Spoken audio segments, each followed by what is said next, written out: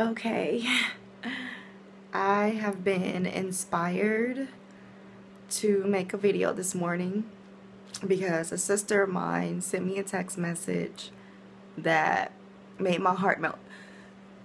She sent a message that said, "Thank you, and I love you." And I was like, "I love you too, you're welcome." Like, why? Like, what for?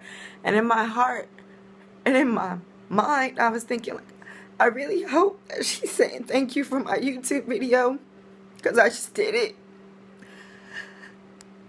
And as I'm healing and I'm going through this process, my brothers and sisters that experienced the cult with me, many of us left around the same time or within 2 years that I left.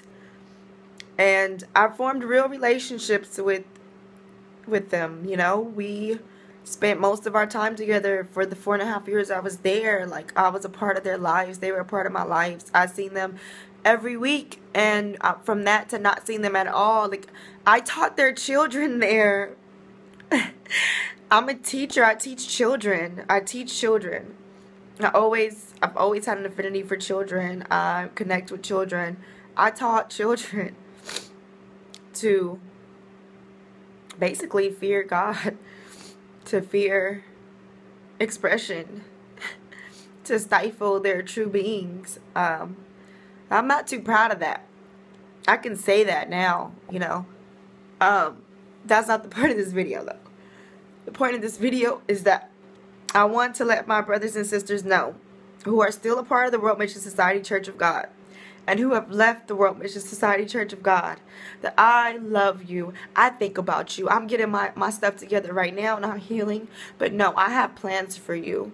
I have therapeutic programs designed for you, for us.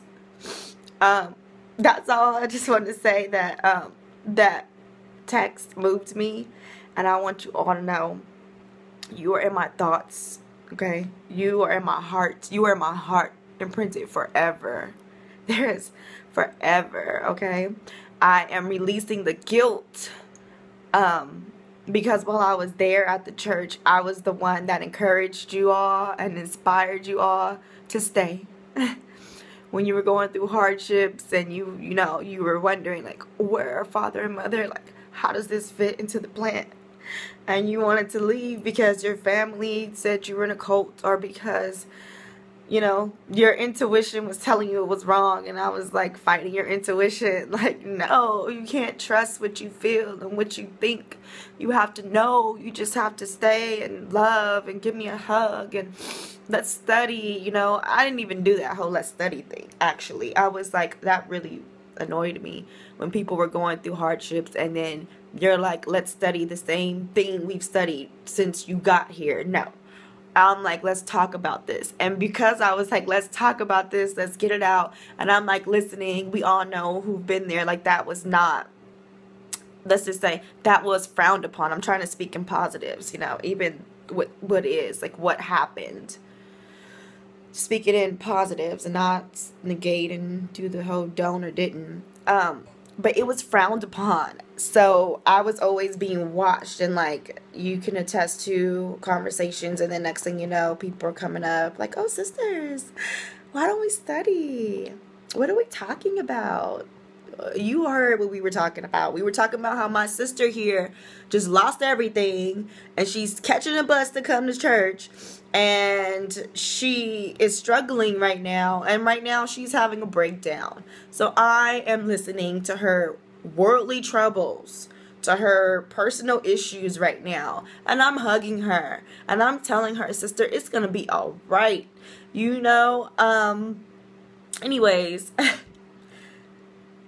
I just want to say, I'm doing this for you all just as much as I'm doing it for me. You are constantly in my thoughts. I love you all. We're in this together, and thank you. That's it. Oh, it's December 23rd. It's December 23rd, early in the morning. Not that early, because I didn't